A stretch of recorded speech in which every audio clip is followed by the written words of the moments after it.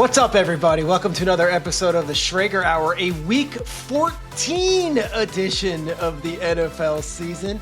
Recording this on a Tuesday morning, and I'm fresh off getting back from Foxborough, Massachusetts, where the New England Patriots made a statement for the rest of the league to both see and hear. I feel like we're still hearing the echoes of Jackson Dart being laid out and sent to like the third row of the stands by a Patriots linebacker, Ellis. And in this case, it was a statement that I think needs to be discussed. You know, it's interesting to me because I walked back into Foxborough, that Renaissance Hotel, which is where we were staying. And it's a hotel that I've stayed at so many times in my life. And it's like memory lane for me. And a lot of it was with this pressure of who am I going to be able to interview after the game as, you know, a sideline reporter, or what can I offer to a Patriots game that has been covered 100 times over all during the week and is also going to have CBS's top team or Fox's top team or a primetime game Sunday night for NBC. I walked into that hotel and I had thoughts of Patriots Ravens, of Patriots Texans when the Texans wore their varsity jackets on a Sunday night and thought they were worthy of the Patriots on that field. Thoughts of the Jaguars in an AFC championship game going up and playing the Patriots. And if it wasn't for a Stephon Gilmore, incredible diving play to break it up, maybe the Jaguars play in the Super Bowl in 2017. I have all these memories of going up to that hotel and being in that hotel lobby in that area called Patriots Place. Now, if you're not someone who frequents Foxborough, Massachusetts too often, let me set the stage for you. What you got is this hotel, and you've got a Hilton Garden Inn. Then you've got the stadium like right there, like 20 feet away. But then they also built this little, almost like a suburban mini mall, if you will, called Patriots Place. And in that Patriots Place, you have like an It's Sugar, and you've got a Dunkin', and you've got an Express, and a Vineyard Vine store. There's a couple of workout classes. You've got your like Pure Barre class there. And then you've got this like strip of like big box stores and your Hobby Lobby and your Costco. But way down at the end of that is a Bass Pro Shops outdoor world. And I've shopped at this place before. They've got, all the winter gear, and I underestimated how cold it was going to be in New England. So it was like going down memory lane here. I'm walking through that Patriots Place. All of a sudden, I'm a 25-year-old guy. I'm a 35-year-old guy. And now that I'm in my 40s, I'm like, I'm here again. And I go and I get the gloves and the hand warmers and the whole thing. And I start going down memory lane because I was in this building, and I was in this Bass Pro Shops before, and I was in this stadium before. And, Ed Reed smoking a cigar in his locker after the Ravens beat the Patriots, and he's singing Eddie Money's 2 Tickets to Paradise because they were going to the Super Bowl, his first Super Bowl. I was there at the locker. The Deflategate game where it was Colts Patriots, and DeQuell Jackson intercepts the pass for the Colts and hands the ball to the sideline, and they quickly go and check out how that ball measured as far as the air levels went. I was at that game. I mentioned that Jaguars Patriots game, countless playoff games with the Patriots in that stadium. So being in that building again, it was kind of like going into a time machine.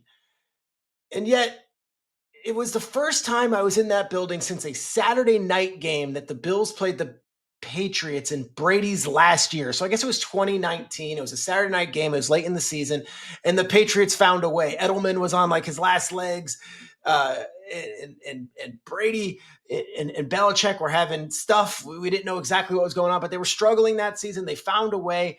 They ended up beating the Bills in that game. They would lose in the wild card round to the Tennessee Titans, and that loss would be Brady's last ever game as a Patriot. But a few weeks earlier, Mike Tirico, Kurt Warner called the game for NFL Network on a Saturday night, and I was in the building, and that was 2019. 6 years have passed. 6 years. They have completely flipped that franchise entirely in the matter of 6 years. So much so that I'm walking into that building last night on a Monday night in December, And the Patriots are again the big bad bullies of the AFC. And it took them 6 years to completely flip the thing. That's not how this is supposed to happen. You're supposed to have your dynasty, lose, and then go through the valley. You're supposed to have to climb, with your elbows and go through it like you're Andy Dufresne in Shawshank here. You're supposed to go all the way into the trenches and have to come out 10 years later, 15 years later, and say, all right, well, we've got a new coach, we've got a new quarterback, we've got a new generation of players. It took the Patriots 6 years. They're back. They are back. And I will say this, going into this game on Monday, I was very confident that the Patriots would handle the Giants. There were reasons for it. But if you read a lot of the other stuff, this was supposed to be the trap game. Giants had just given the Lions everything they could handle. They just given the Packers everything they could handle. Dart was coming back. And the Patriots, they were cutting it a little too close against the Jets. They're cutting it a little too close against the Bengals.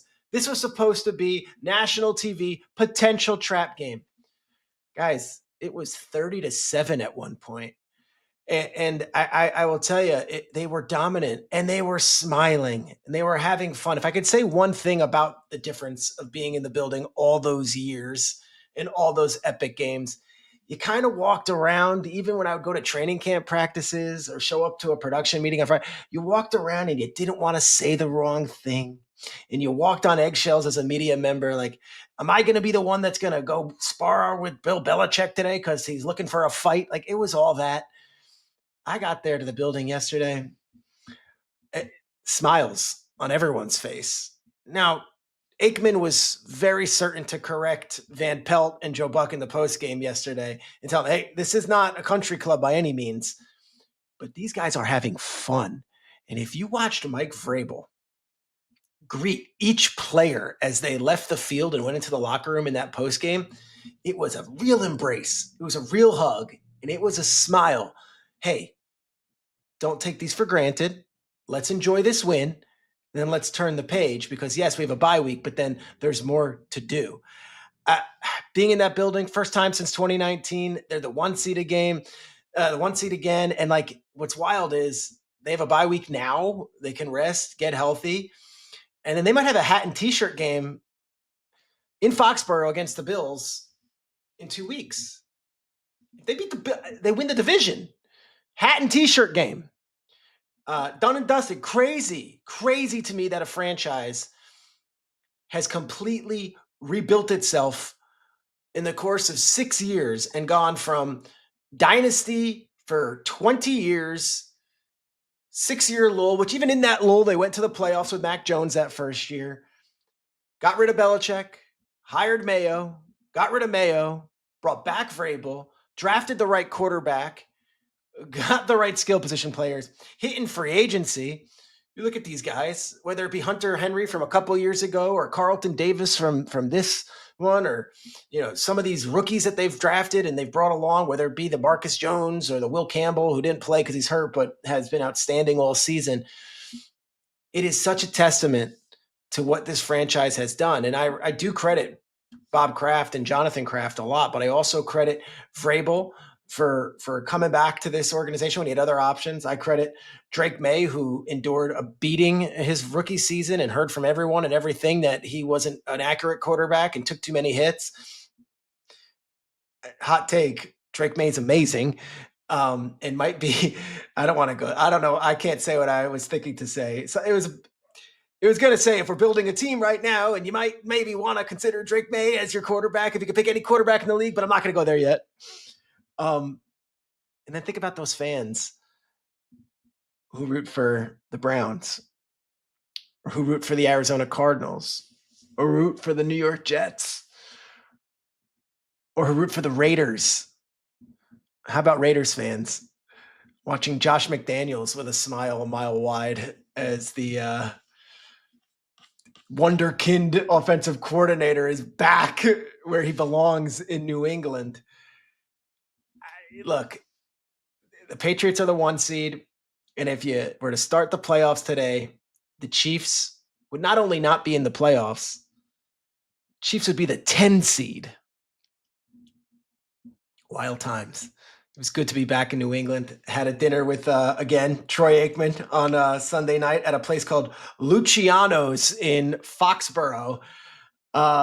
Luciano's has been there for a very long time. Luciano's menu has not been updated in a very long time. I don't think Luciano's decor has been updated in a very long time. Luciano's is incredible. One of the better red sauce Italian meals I've had. Great table. We have Aikman. We've got Steve Horn, who's been Joe Buck's statistician, researcher for years. You've got Mark Gross, an executive at ESPN.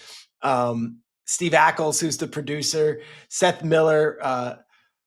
Got Russell York, who does the officiating stuff in the booth. Like, he's our Pereira. And it was just a great conversation, great meal. And it was just like, I don't need to be there every week because I have just a long history with that place, Foxborough. Cold, dreary trips, taking the train, flying to Boston, sitting in an hour and a half traffic, that Route 1, all of it.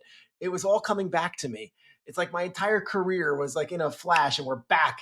And somehow they're back at the top of the heap. And it was good to be back in that building. And it was good to be back in that building and not walking around on eggshells, to be back in that building and being able to smile and breathe a little bit. And you could see it in that team. Here's an interesting one for you. As the Patriots sit with the 1 seed, and the Chicago Bears, we'll get to them in a bit, are the 1 seed in the NFC. A source mentioned me today. It would be the first time in NFL history, if it were to be Patriots 1 seed, Bears 1 seed, that both number 1 seeds had a quarterback under 25 years old in the playoffs in NFL history. I thought that was interesting. What a win for the Patriots. What a bad loss for the Giants. Abdul Carter's disciplined at this point in the season. Like, you're still not on your P's and Q's. And then Kafka, I like Kafka, to be like, it's a coach's decision and not give the media any explanation afterwards. I don't know. Dart got the bleep kicked out of him yesterday, but he still makes a lot of plays. I don't know what the Giants do this offseason. I still think it's an attractive job. I'm very curious to see how these next few weeks play out there. All right, let's go back to last week's podcast where Ani Bose, the NFL's head of broadcasting, came on, and we hyped those Thursday games like no other. I should be still collecting checks from the NFL for the way we were hyping the way those NFL games were going to be going. And guess what? Each and every one of them lived up to the hype, and they exceeded expectations. And I know what you're wondering. If you are a daily watcher and a daily listener of the Schrager Hour, you're wondering, did they hit the 50 million? Did they hit the 50 million? Because that was the big conversation. Cowboys, Chiefs would have hit 50 million. It would be by far the most viewed regular season game in the history of the NFL. 42 million was the last most viewed game in the history of the NFL's regular season. I got word. I'm going to reveal it right now on this Tuesday afternoon. I got word from CBS PR and NFL PR that we won't know till Wednesday. So we will not know till Wednesday if it did. But I think they probably did. That game was awesome. And so was the Packers Lions. And oh, by the way, so was Bengals Ravens. Like, really good. And I know the outcome might have been surprising to some, but Burrow came back. He was looking fly coming in, had a certain swagger to him. The long hair, does the interview with Melissa Stark. And then after starting off 1 for 9 in the red zone, they finally started clicking and just putting points on the board. Bengals are alive. But I would be remiss to discuss the Thanksgiving slate if I didn't call out the 7-minute, 30-second performance of Jack White and Eminem at halftime of the Lions-Packers game. It was awesome. 7 minutes and 30 seconds of pure musical majesty. Jack White comes out with a track from his new album. It's called That's How I'm Feeling. It might as well be from any era, Jack White, White Stripes, whatever. It was unbelievable. Great song. Right there, I'm like, this is good. I'm good. I haven't heard rock music at a halftime show since I was a teenage boy. Like, I'm happy. This is great. This is good. Jack White rocks. This guy's awesome. Detroit, perfect. And then all of a sudden, he pivots to a different song, Hello Operator, from an old album, from the DeStyle album. That's from 2000. I'm like, all right, interesting choice. I was thinking, go a different route here. Okay. And then all of a sudden, one verse in, he announces Eminem. Eminem emerges from the ground and raps Till I Collapse over Jack White singing Hello Operator with the band. Unbelievable. Till I Collapse is from 2002. Hello Operators from 2000, and both of them are meshing the music together. I was blown away by this. I'm like, this is like a musical moment. This is like Marvin Gaye singing the national anthem in '83, or Whitney Houston at the Super Bowl in '90. I'm like, is anyone else watching this? I'm texting my friends like, this is incredible.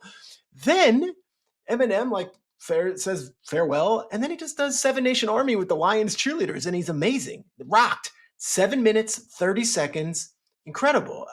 This comes just weeks after the White Stripes were inducted into the Rock and Roll Hall of Fame. And I'm like curious. I'm like, how'd this all come to be? This is great. I reach out to the Lions. It turns out Rod Wood, the president of the Lions, reached out to Paul Rosenberg and Marshall Mathers, who of course is Eminem, and said, hey, the NFL does the Super Bowl halftime show. Why don't you guys be the musical directors and the curators of our halftime shows for Thanksgiving? So it's not just this year, but 2026 and 2027, they signed a 3-year deal. And Eminem and Paul Rosenberg, who's his longtime producer, partner, manager, whatever his deal is, he's the business side of all of it. He's been with him forever. Two of those guys are going to be picking the musical acts, but Jack White and Eminem, a tribute to Detroit. Awesome. And this is not a commentary on Kendrick Lamar or Bad Bunny or Charlie Pluth or whoever else. It was just cool to see a little rock and roll at a halftime show, and I enjoyed it. It was great. Player of the week for this week, we go to a game that happened in Pittsburgh that was a huge win for the Buffalo Bills, a huge road win. I could almost say a season-saving win in many ways for the Buffalo Bills, and a demoralizing loss for the Pittsburgh Steelers. The player of the week is James Cook, the running back for the Buffalo Bills.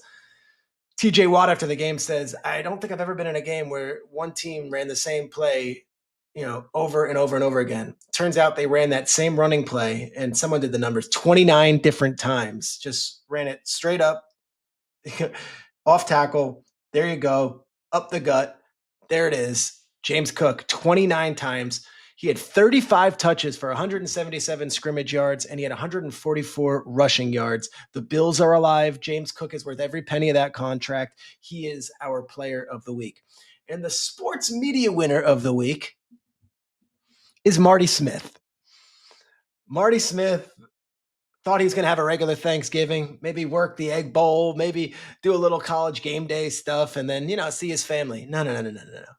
Marty Smith was on it this weekend. The Lane Kiffin story was the biggest story in sports, and Marty Smith was the journalist on the ground doing everything it possibly had to take to get the job done. Marty Smith is our sports media winner of the week. And if you didn't hear how Marty Smith got one of the most exclusive and best interviews you'll see this year with Lane Kiffin on the tarmac right before the plane goes off, take a listen to him telling our guy Pat McAfee about what it took and that little van that he called the loaf of bread that got him there. And I had been given at the Birmingham airport Thanksgiving night this conversion van. Yeah. Now, y'all, this ain't no minivan. No. This is like a 16-person. Oh, yeah. It's like driving a loaf of bread. And I'm going to tell you something now. I've been getting my balls busted constantly about that by everybody in the world for driving that loaf of bread. But you know what? God is so good. Yes, he is. If I didn't have that van in that chaotic moment where we're running to get Lane Kiffin, there's no way I can fit my whole crew, all the cameras, all the gear in one vehicle. But I had the loaf of bread. All right, so we all getting the loaf of bread, and Lane is basically giving me the play-by-play on where he is, and we're wheeling this van. That's right. And we take a left, and when we take a left off this highway, there is all these fire trucks that have blocked off the road. Oh, no. There's firemen blocking the road. Well, I said to hell with it. We're Bo-Duking this thing. Hell yeah. What? So there's a field that I drove around the barricade, through all of this farm equipment. The van's bottoming out. We're bombing this thing through ditches, over the hill and through the woods. to this road, and then I mapped this van all the way up on top of the hill to the tarmac area, and there he stood laughing his ass off. So he saw the whole thing. I'll give you an interview. And he's on the phone, and he's like, bro, you really are Scooby-Doo. This is the most amazing thing I've ever seen in my life. I love it. Marty Smith, hats off to you, doing what it takes to get the interview. It was a damn good interview as well. All right, we've got a great podcast guest coming up right after this. It's the head coach of the number 1 seed in the NFC. I can't wait to hear from him. Mr. Ben Johnson joins the Schrager Hour. With no further ado, the guest on the Schrager Hour this week is the head coach of the number 1 seed in the NFC, Mr. Ben Johnson. Ben, welcome to the Schrager Hour, my friend. Good to see you. Been a long time. It has, and it's been an amazing season in Chicago, but I've been reading everything you've been saying, and I've listened to everything you're saying. It seems like we're still at the one game at a time phase of the season. What's the message in that building as there's so much excitement, keeping these guys grounded and humble despite the amazing heights they've already reached? Well, I mean, we've got a number of guys that have been in the spot before. We have a number of guys that haven't. And so, we haven't earned anything yet. We're not officially in the playoffs. We got to continue to win games to earn that right. And, that's goal number 1 is we got to find a way into the tournament. And so they understand that. I'm really happy with how they've positioned themselves so far. Can't say enough good things about the veteran leadership. And so they do a good job keeping the main thing. But there's a lot of ball still to be played, and there's some really good teams here in the NFC that we're competing against. No doubt. Ben, I look at that locker room video from Thursday, and it's you shirtless and you're celebrating, and I just don't know if everyone has the full context of the story. Do you mind telling the story for our viewers and our listeners with the ESPN audience nationally who might not be involved in the Wiener Circle or necessarily in that Chicago market? Yeah, so I guess the Wiener Circle ended up early in the season when Caleb threw 4 touchdowns. They provided free hot dogs, and then for the whole city. And then a few weeks later, they made the comment and said that if I took my shirt off after a game, then they would also provide free hot dogs for the entire city. And so that was brought up by the local media at that time. I kind of put it to the wayside.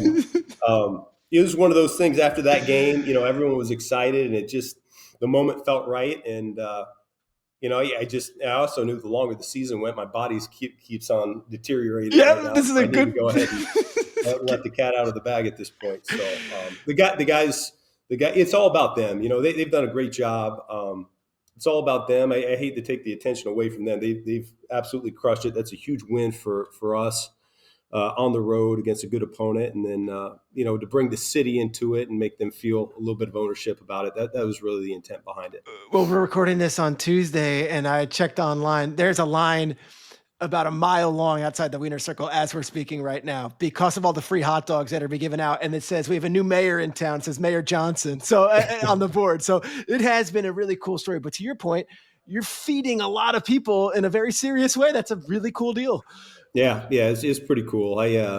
Kudos to the Wiener Circle for putting that out there and following through with it. I think that's awesome. What did your wife and your daughter, what did everyone say when they see you shirtless in that locker room? I know it's one thing for everyone online to have comments. What are the people who know you? What did they say?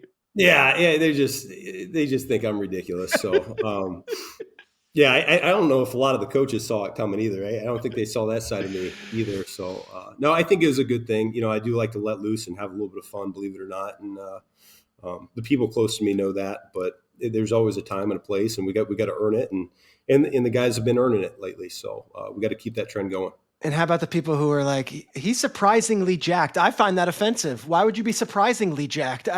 Ben Johnson can be jacked. Why wouldn't you be jacked? Oh, shoot. Like I said, I haven't been in the weight room now for a few months. So I appreciate that. That's a nice comment. This team, it seems like everyone's on the same page and they're swimming in the same direction. How proud are you of these guys to believing in that common goal and the culture that you're trying to build there in Chicago? Yeah, no, I think I keep circling back to a lot of these veteran players that we got. I think they're really holding this thing together nicely, and the messaging is resonating through that locker room. And so I'm talking about guys like Kevin Byard, I'm talking about Grady Jarrett, Joe Tooney, I can go on and on and on. We got a number of guys that know what good football looks like and what winning should look like and feel like. And so we've been gradually getting better over the course of the season in terms of our process, how we go about our business in the building with our meetings and our walkthrough and our practices. And we're experiencing more results, which is a good thing. It just buys a little bit more feedback, and guys just want to give a little bit more of themselves than what they were doing prior. So I think that's a great thing. And we're transitioning a little bit from being, I don't want to say being the hunters to the hunted, no doubt. But there is a little bit. We're not sneaking up on anybody anymore. There's a bigger target on our back at this point, particularly at this part of the season and where we are, which that comes with its own mindset in and of itself. So same thing. We'll lean into those veterans that they know what that looks like and how to handle it, and we'll be okay. And Caleb, how he's kind of progressed as the season goes on. Obviously, when you're looking at all the job opportunities in the offseason, you had your choices, but it seemed like you zeroed in on this one. And I would imagine the quarterback had something to do with it. How has that relationship progressed, and how has that relationship blossomed to the fact where whether or not the stats are what everyone wanted them to be or not, this guy is clearly a leader on the field? Yeah, no, I think he's doing a tremendous job. I think the things that people don't see, I really give him a lot of credit for. He's really become a pro in terms of how he approaches the game right now. I love the work that he's putting in, the time that he's putting in over the course of the week. I think he's surrounded by some really good people with the coaching staff we have, to the quarterback room, a guy like Case Keenum coming in and helping show what this thing should look like when the coaches aren't around. That goes a long way. And he's been completely bought in. He's taken the coaching. We've gotten so much better just with what we're trying to do as an offense from certainly the springtime and training camp, but even, before the bye week, it was a shell of what we're doing currently. And so that's a credit to Caleb. He's really taken it to the next level. I mean, shoot, he's using his cadence as a weapon now. We were able to draw an offsides penalty last week, which was huge for us. And so when I see things like that, you can talk about the stats all day long, but I see growth each and every week, and I couldn't be more pleased with the direction we're headed. I tell a story and people are always like, what do you know about this player? I go back to the combine, the year he was in it, didn't work out with anybody. He didn't do any of the physical drills, but the Friday night was a defensive back drills.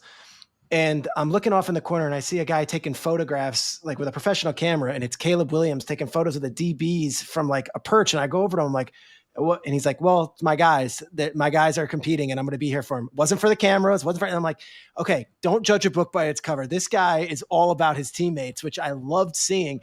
And I always tell that story to kind of give young journalists also like make your own impressions on people. When you see Caleb on a day-to-day basis, it might not be the version that other people projected on him coming into college. Am I right? No, 100%. I think he's been great. We meet one-on-one on a regular basis, and we're very much seeing football the same way right now. And I don't know what the public perception necessarily is all the time, but I love being around the guy. I think his teammates love being around him, and I think that they're all acknowledging how much better he continues to get each and every week as well, which is awesome to see. Yeah, and the energy this team has to run for 200 plus yards and to run for 200 plus yards in that building on that defense, there has to be an extra little lever of, okay, guys, like that's a different brand of football than maybe even anyone else imagined. That's kind of what you ran in Detroit, though, with Sonic and Knuckles and those guys. Now you're bringing it to these two running backs. How much of a piece to your offensive mentality is that run game and being able to establish things on the ground, in the trenches, when maybe everyone envisions you being the guy who's calling up the trick plays and doing all the stuff through the air? Well, I mean, that's how I kind of grew up in football.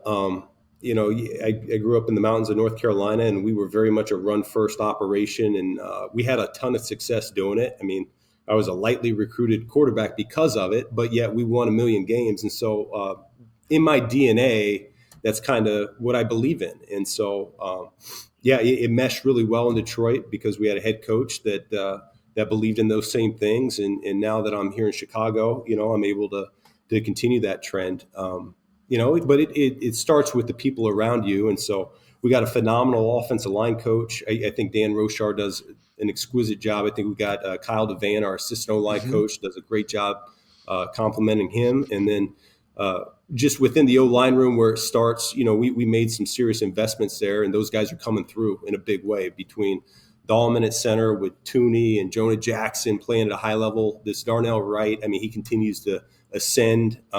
It's something he does every week that I'm just kind of in awe of. And so it starts there with them, and then it takes everybody on the perimeter to buy in as well. So it's a pretty thing when it all comes together, and especially in a game like that where the conditions were a factor, we needed it. We really needed the run game to click for us to be able to score points. So, yeah, it's awesome to see. And knowing we're in Chicago, we're probably going to see a few more games like that. No doubt. Can you tell us about those two backs and who they are and what they're about? Because I feel like I got a history with Swifty, and high level player, super explosive. I think what we've seen this year is we've seen a guy that really is starting to trust the scheme more the longer he's in it.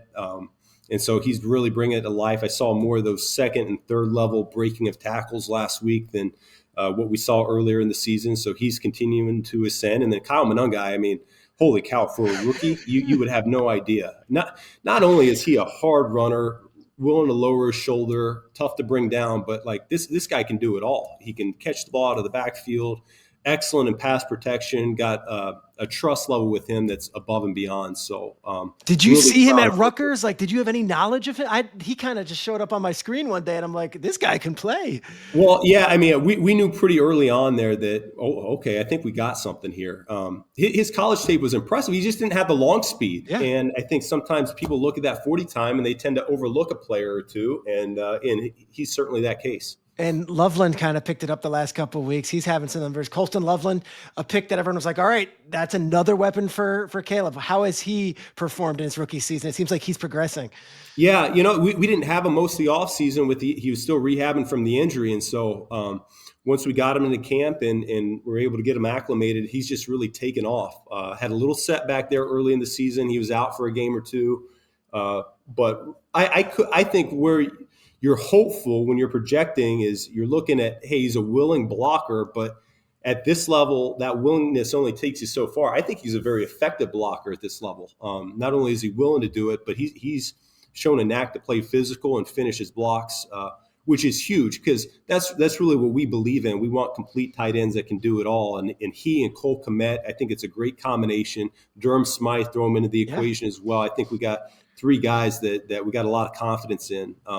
And we can continue to get them more involved in the passing game as well. We're going to wrap shortly because I know you got to get to practice, and I love that you're doing this. Just last question. You go back and talk to that kid who's in the mountains of North Carolina. You tell him you're the head coach of the Chicago freaking Bears. What would be your conversation with that kid right now? Oh, shoot, man. Yeah, it's been a whirlwind, but I'm grateful for this opportunity. I'm grateful to George McCaskey for giving me the chance, and I love this place. I love this city. The people here are outstanding. And I'm really happy to be able to call this place home now. All right. Fired up for you. Ben Johnson, thank you so much. I know you're a busy man. Enjoy the rest of the way, and we'll be checking in for sure. Congratulations on all the early success. Plenty more to do. Sounds good. Thanks, Peter. You're the man. Thank you, dude. That was awesome. Ben Johnson, head coach of Chicago Bears, as you could tell, has to go to practice. So did a really cool deal, carved us out 15 minutes of his time. It's really just a scratch in the surface on what that guy's all about. We haven't spoken in person in quite a bit since he actually did an interview with me after getting the Bears job. I interviewed him at the Combine. It was tremendous, but we haven't seen each other in person all season, and we text, but I thought he was fabulous, and what a head on his shoulders, and what a cool deal. But the most important thing, grounded, knows that they did not just win a Super Bowl. They won a game on Friday against a good team that deserves a little bit of praise, but knows what's ahead. 5 incredible matchups that he's facing. So this was all fantastic. And I will tell you that I appreciate the Bears guys in their PR department, and I appreciate Ben Johnson. I thought that was fantastic that he would join us, and it means a lot. Bears Packers, though, is just one of many good games on the schedule. For more on the rest of week 14, let's try something new. All right, we're going to try something different this week. And first, I'm going to introduce a pal of mine who is very instrumental in the Schrager Hour. He is our lead producer, and he was with me at Good Morning Football for many years. He is now working for Omaha, and he is a stud of a human being and a father, and also maybe my favorite Philadelphia sports fan alive, Mr. Mark Grillo. Welcome to your first podcast appearance. Peter, it's absolute honor. I can't believe we're doing this, and hopefully I still have a job after this. But go ahead, buddy. Yes, you are quick to swear.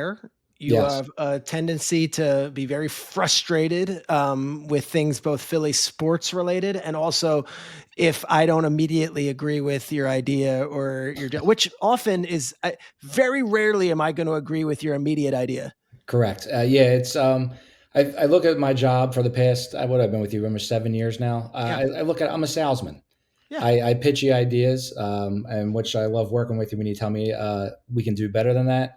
That stinks. And then, a good amount of times, like, I like that, but let's turn it into this or twist it into this.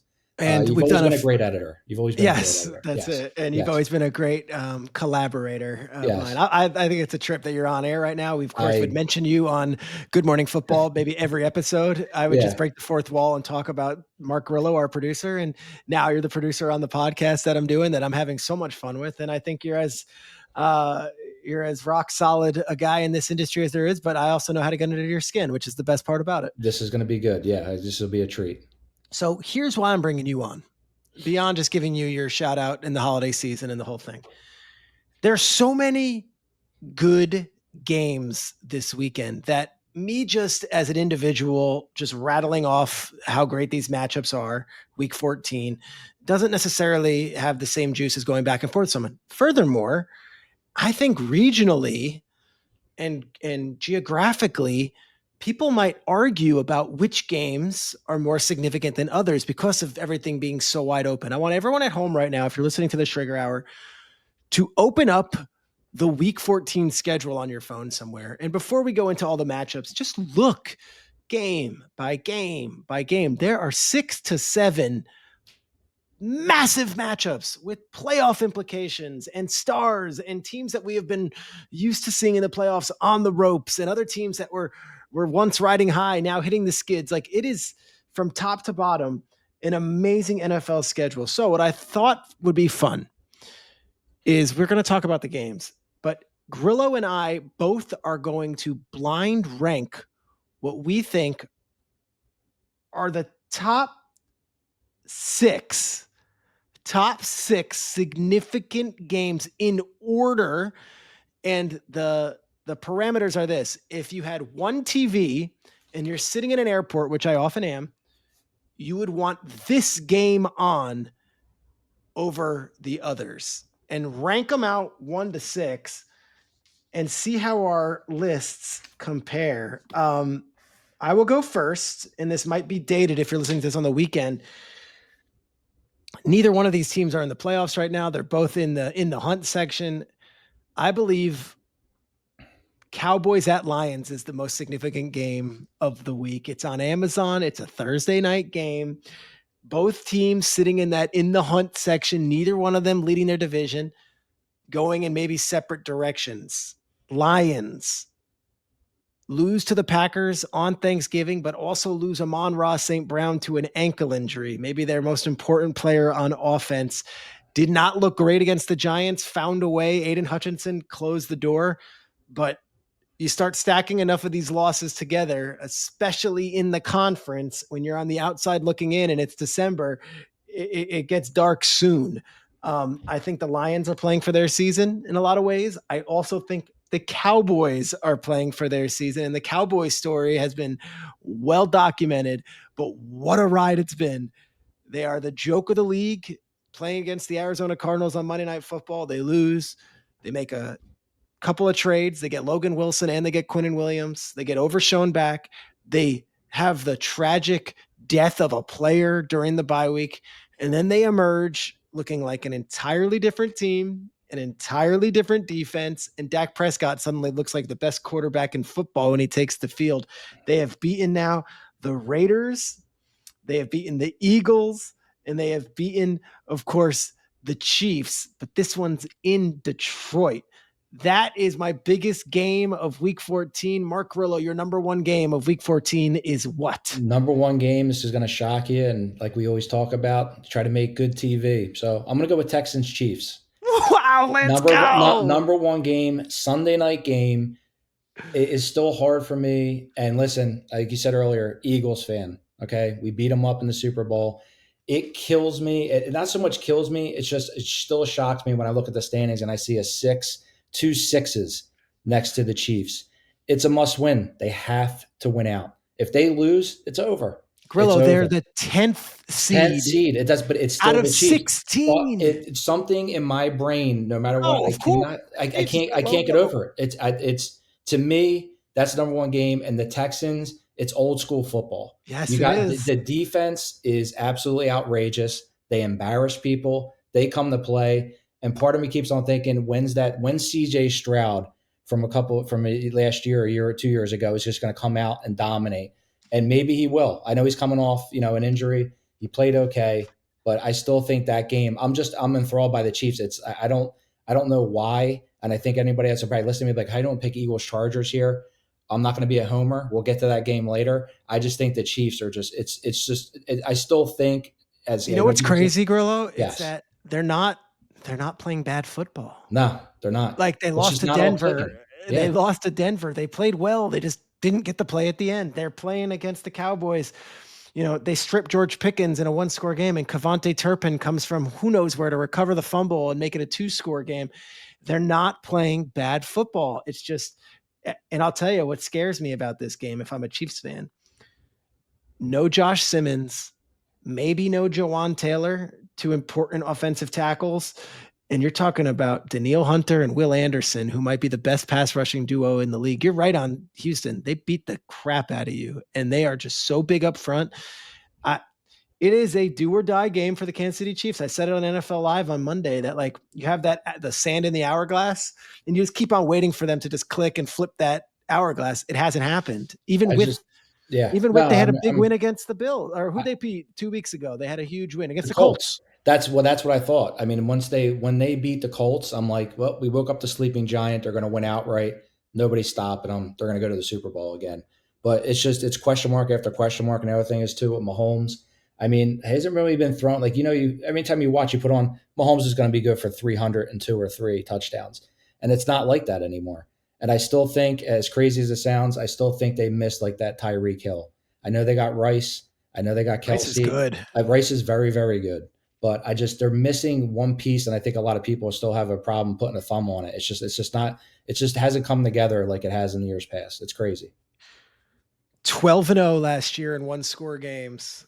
I think they're 1-6 this year in 1-score games. Sounds right. And I think they had 14 penalties this week. You can't win that way. So it's all right. So my number 2 game was Texans Chiefs. What was your number 2 game? My number 2 was Cowboys Lions. Okay, so let's go. So we're let's close. Go number 3. Number 3. My number 3 game. You know where I'm going. Old school. Both cities want to burn the teams down, and yet both teams are very much alive for the division title. My number 3 game is Steelers-Ravens, dude. Steelers-Ravens, fire Tomlin chants. Are we serious? Fire Tomlin chants? That's the first time I could ever imagine that happening. They're booing during Renegade. Then meanwhile, in Baltimore on Thanksgiving, the Ravens, Isaiah Likely fumbles the ball out of the end zone. A ridiculous play that somehow these guys still do that. You have the terrible Lamar fumble, and then a questionable offensive pass interference that really flipped the game. And the Bengals went in there on Thanksgiving night and beat them. Lamar does not look like Lamar. This is different than other years where it's like, all right, Steelers, Ravens, 2 of the best teams in the league with, bone crushing defenses. And one of them's going to emerge, and we'll see the other one in the playoffs in the wild card round. It's one or the other. Both of these teams aren't going to the playoffs, and both of them are coming off maybe their worst losses of the season, even if both of them have had worse losses deficit-wise, but both in big spots. The Ravens on national TV getting pushed around by a Bengals team was surprising. And then the Steelers game, just the way the Bills just absolutely dominated them. I don't know what to make of it. My 3rd game, I go 1 Lions Cowboys, 2 Texans Chiefs, 3 Steelers Ravens. What do you have at 3? I got to go Eagles Chargers. Okay, talk it up. I really just don't know what to expect. Now, listen, I mean, we're going to LA. Is Herbert going to play? Don't know. Major concerns on both sides of the ball for the Eagles. I mean, you looked at the Lions game, their defense. Everybody's, saying they look like the 85 Bears against the Lions. And then they come up against the Bears and they just ran all over them, whatever they wanted to do. It was absolutely crazy. Offensively, I know what the stuff's going on with Patul and all that stuff. By the way, whoever did that, I mean, uncalled for. Please the stop. Stuff is get a life. what they do. They egged his Egg house. the house. Stop. Just That's kind of immature. You're bringing his family. Yeah, you're bringing his family. Let's not do that. Let's please just to call out to everybody. Let's just please make that stop. But offensively, they can't run the ball, and they're not throwing the ball downfield. It looks like Hurts is very hesitant in getting the ball downfield. You have AJ Brown. I mean, you just got to get the ball to your. What do you make of it? Like, is it the coaches or is it Hurts? I don't know. And I've done a million interviews on this and a million conversations. I'm asked every week about it, and it's kind of this collective. And I think my take on the Eagles is like, yes, the offense is stale. Yes, the offense is boring. But it all worked last year, and Kellen Moore wasn't doing anything that was so drastically different. It's just like Jalen Hurts was running the ball. Like he felt the ability to run, and then he was throwing the ball better. It's so bad to watch. It is. It's an extremely tough watch, especially when it's your favorite team and Hurts. I don't know. Did you go Friday to the Amazon game or no? I did not. I was at a local watering hole, and I had a time of my life with a couple of my buddies and watched, and almost cried at the same time. But I mean, listen, I think I'm a Hurts guy, and I'm not going to go out there and bash him. I think he's a hell of a player. There's just something going on where it's almost like he's afraid to throw an interception. And I don't know if it's mental.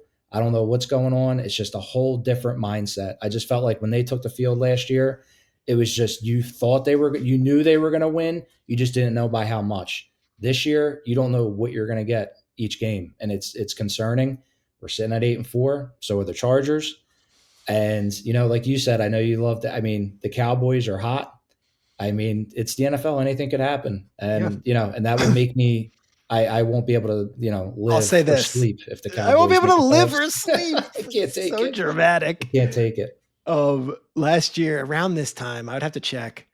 I was out in LA for Fox, and I stayed for the Sunday night game where the Eagles came out and played the Rams. And Saquon just went bananas. It was this like all the Dodgers were there because they just won the World Series. It was a big LA night. Everyone, celebrities, like star-studded, all the stuff. And the Eagles came, and it was all green. And it was just like, we're here, we're planting our flag, and we are going to take over LA this weekend. And I remember seeing Gina, our old friend who's producer. Yep. She was at the game with Bill Henschel, another producer. Legend. He was at the game. Yep. All the Philly folks were moved out to LA when NFL Network, took our beauty of a show in New York and plopped it in LA. They all had to move out to LA, and they went and they made that journey. They were all there. It was like all of Philly. Like there was like, you might as well put a Wawa in SoFi. Yeah. Do you get the feeling that's the case this weekend against the Chargers too? Or is it like everyone's so down on the team? They're like, no, we're not going to go that way. We always travel well. I think the mutants will be out and about in LA and they'll be ready to go. What team is going to show up, Peter? You just don't know. Am I going to get the team that played against the Lions, or am I going to get that slop that we watched against the Bears? I don't know. It's terrible. It's tough. It's tough. It was very tough. I did not have that as my third game. Do you want to go to our fourth game? Yeah, go for it. Who do you got fourth? Bears, Packers, and Lambeau. Okay.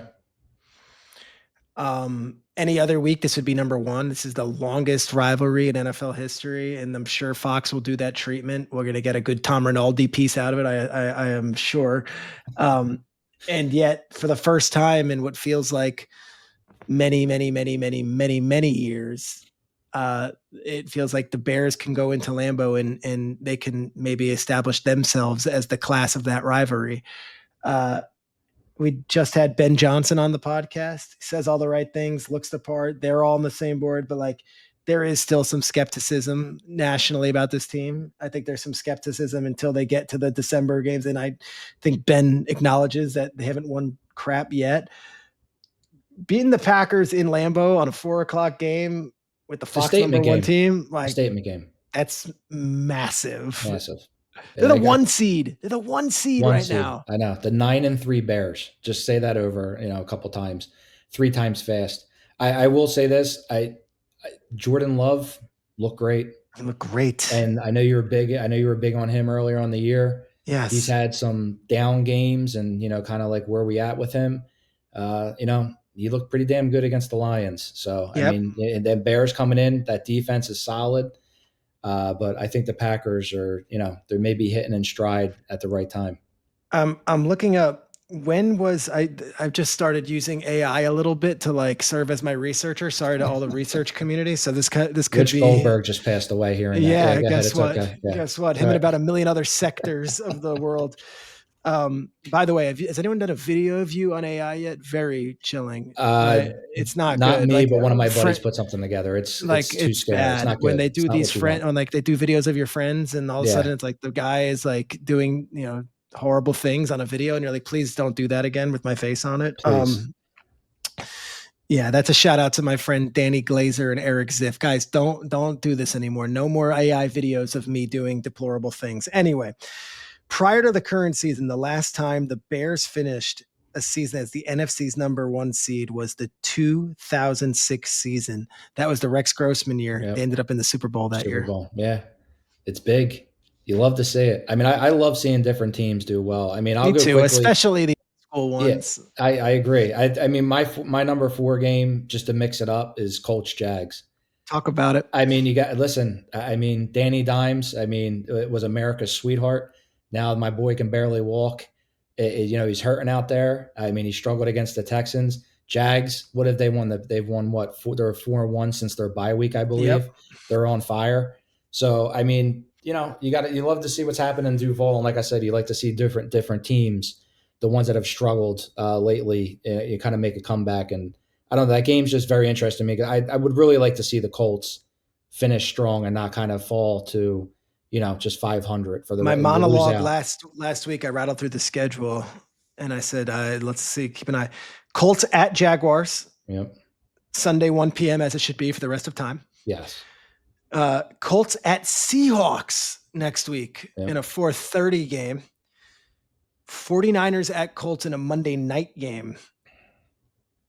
Jaguars at Colts. I mean, Niners another team. They just don't. They won't lose. That's a murderer's row. It's brutal, man. It's tough. And yet, I said this on McAfee today. If you're the Colts, Jaguars have had your number over the years. Like, go beat the Jaguars. Like, you've got all the reason in the world to say, oh, this is not, Sauce is hurt and Daniel Jones hurt. Like, shut everyone up and go beat the Jaguars. Like, first year coach, and Trevor Lawrence isn't exactly Joe Montana in a big spot. Go beat the Jaguars. Jags at Seahawks, home against the Niners, home against the Jags. Gotta win 2 out of those 4. You have to. I mean, the Texans are hot now. I know. And then you got that Sunday night against they beat the Chiefs. I mean, the Colts are going to be sweating it out.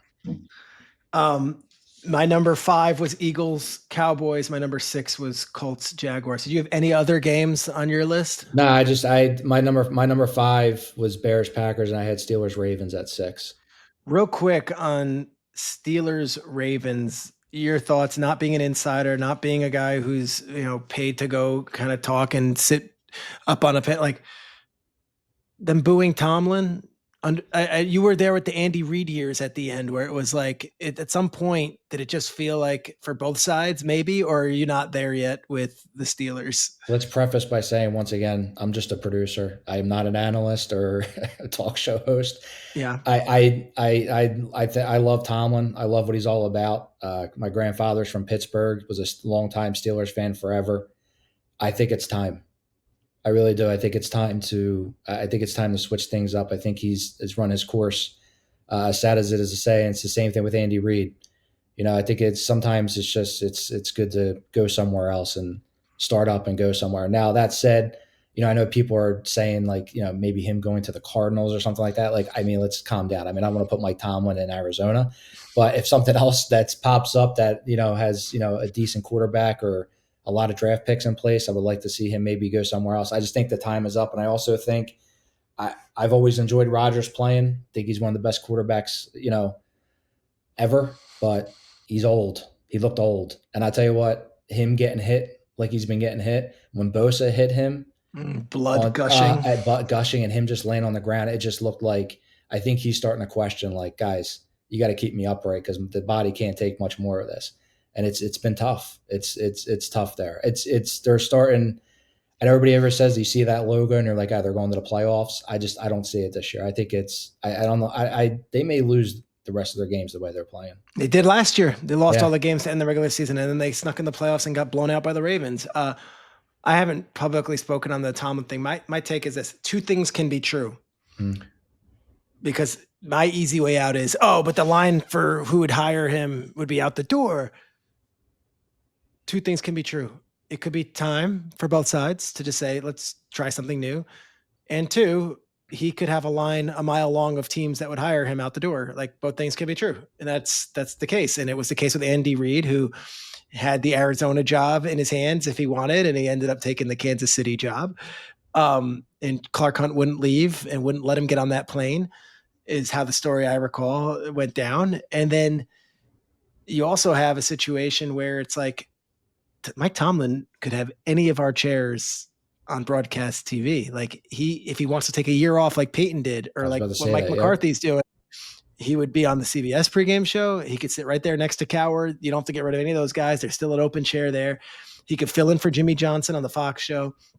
I don't work, in an executive C-suite for ESPN, but I would think they would be glad to have Mike Tomlin either, on the daily stuff or, on their Monday night show. And then you go through Amazon and all the different options, and then NBC, so Mike Tomlin shouldn't necessarily feel like it's this end all be all and, I got to keep coaching. Like, he should be able to go out if he wants. But Adam Schefter made a good point. Said he doesn't think they would fire him. It'd be one of those where they had a long conversation. No, I think it's one of those, a long conversation where it's like, all right, I think it's best for both sides. And if they don't think it's best for both sides, they want to run it back, well, then they'll run it back. They've done it for 18 straight years. All right, those are our games of the week. 6 of them, 6 awesome games. And I'm quietly keeping an eye on Dolphins Jets because, well, the Jets keep winning. They're going to play themselves out of the Mendoza, whatever. And also, also Dolphins. They're not on any of these in the hunt things. Quietly winning games. Let's see. I know. Let's see. Let me look at a Dolphins schedule. Can I get a Dolphins schedule up here? They won the last 3. Let's see. Dolphins schedule. Let's go through their final games. All right. Dolphins right now are 3rd in the AFC East. They have left Dolphins Jets at MetLife, Dolphins at Steelers, Monday Night Football, Bengals at Dolphins, Buccaneers at Dolphins, and then Dolphins at Patriots in a game that is, might be Patriots playing for nothing at that point. So who knows? That's a long shot. I forgot, by the way, Colts, they didn't end the season with Jaguars. They also have to play at Houston to end the season. So you mentioned the one team. Just I wanted to get your take on one other thing. And it's a little bit not in the weeds, but NFC South, Bucks, Panthers. Who do you think right now, if you had to give an answer, who do you think is going to pull that out and end up winning that NFC South? Bring up the schedules. Let's see what we got here. I mean, gosh, I fell asleep when we started thinking about the NFC South. That's been years in the making. But the Bucks have been the kings of that division since Brady got there. They didn't miss a beat without him. But all right, Bucks play the Saints at home. They should win. Bucks play the Falcons on a Thursday night. They should win. Bucks at Panthers, huge game. Bucks at Dolphins, huge game. Oh, wow, dude. They play the Panthers twice in the final 3 weeks. That's all that matters. Yeah. That's all that matters. Yeah. I mean, and then the Panthers coming off that monster win against the Rams. Monster win, but the Panthers have also lost to the Saints, after we'd celebrated them and had Canales on the pod. So I don't know what to make of the Panthers. I will say this. Canales was great, though, yes. 3 for 3 on 4th down. Pick 6, they're very opportunistic and they're aggressive. I like the Panthers, but Baker's shown me he wins the big games. I got to see Bryce Young. Got to see Bryce Young win one of these. Got to step it up. He's done it. It's just he had that one game. He had 390. Yeah, and then he against the Falcons, and he lost to the Saints the next week. It's who's still too up and down. It's got to be consistent, like you said. Grillo, this was fun. This is man, good. thanks for having me, even though I'm here every week. You're here every week. Yeah, it's good to hang out. Anything you want the listeners and the viewers to know about the Schrager Hour? Listen, it just started it up. Everything is going well. Love to see it. I think Peter's super talented. Oh, no. Let's talk about the like what's been the most popular episode? Do we know? Most popular? Yes, I do. The most popular episode numbers wise has been Sean McVay episode. Interesting. Yes. More than Cam Scattaboo. I thought we really hit that. Scattaboo is second. McVay in terms of views, not to bore everybody, but on YouTube, on Twitter, X, whatever you want to call it, Instagram, and just some of the other social like Omaha Social that posts some stuff for us. McVay still a leader in the clubhouse. Scattaboo in a close second. And I will say this, Vance Joseph third. Interesting. Yeah, Vance Joseph was very, very good. I mean, he was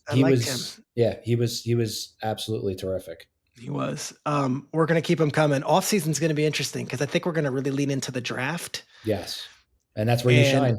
I do. And I have ideas and I have people that I want to bring on that might not necessarily be the same talking heads you see on TV every day. I'm talking very accomplished ex-general managers coming on and giving their thoughts. And yes, we have some things in the works for the off season as well. All right, let's wrap it here on behalf of Mark Grillo, our friend Tucker, our friend Jack, Rochelle, everyone at Omaha. It's been going great. I think this is going to air on ESPN2 this week. Some edited, bastardized version of our long podcast will be on ESPN2 in a half-hour format, which I can't wait.